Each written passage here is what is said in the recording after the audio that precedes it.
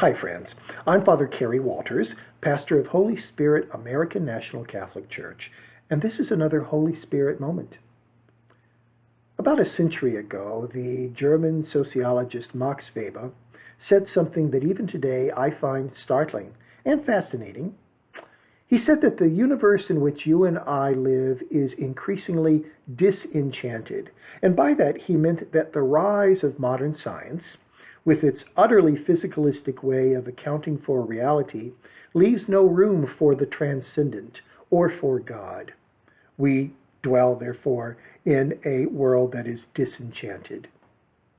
Now, contemporary atheists like Richard Dawkins applaud this disenchantment of the universe because they see reality in flat, one-dimensional terms, utterly accountable for by the language of science. I have no quarrel with science. Science has revealed to us aspects of reality that our ancestors couldn't have dreamt of. But I do worry about presuming that the universe is one-dimensional, purely materialistic, and that there is no transcendent realm to be experienced.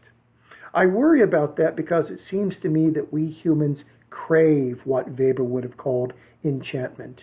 We have a deep-seated need for ultimate purpose and meaningfulness, and that if we begin to presume that life can't offer that to us, our existence becomes wearisome, just one damn thing after another, putting one foot in front of another day after day after day until we die. The poet T.S. Eliot, I think, expressed the despair that can be bred by a one-dimensional universe brilliantly. He said that in such a universe, you and I risk becoming hollow men, living in a cactus-dead land. The one-dimensionality of the universe around us is paralleled by the one-dimensionality of our interior landscape, and that interior landscape is too dry to sustain us. Part of the danger of living in a one-dimensional universe is that even if there are signals of transcendence, we become insensitive to them, and I worry that that might be happening to us right now. For example, the signal of transcendence that I think is probably most common, depth, the experience of depth, is one that we're becoming desensitized to. And yet it's one of the clearest signals that the universe in which we dwell isn't purely materialistic. The experience of depth can reveal itself in one of two general ways. On the one hand, it can reveal itself in an experience of almost feared awe. On the other hand, it can reveal itself in an experience of reverential gratitude for a firm foundation. Let's take the first kind of experience, the experience of awe, which can sometimes be frightening. I think of what the 17th century theologian Blaise Pascal once famously wrote. He said that when he looks at the silent infinity of the heavens, he is filled with a sense of his own insignificance, while at the same time a sense of awe at the majesty of creation. Surely we've all experienced that, yes? Think of the last time you stood on a hill staring into a clear, star-studded night. Surely that kind of an experience awakens in us questions that all human beings really need to ask themselves at one time or another. Questions like, who am I? And why am I here? Why is there something rather than nothing? And where do I fit in all of this?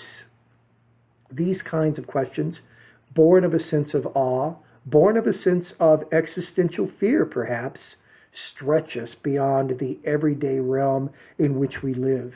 They propel us out of the shallows of existence into the deep. And it's in the deep that we can discover that there's more to life than the one-dimensional flatness that Weber talked about. Take the other kind of experience of depth, an experience of foundation. You and I are familiar with this one as well. Whenever we encounter beauty, or whenever we encounter love, we're experiencing depth as foundation. We recognize that in spite of all of our insecurities, despite the ambiguity and uncertainty of existence, there is something that grounds us, that allows us to have a sense of purposefulness and meaningfulness and completion.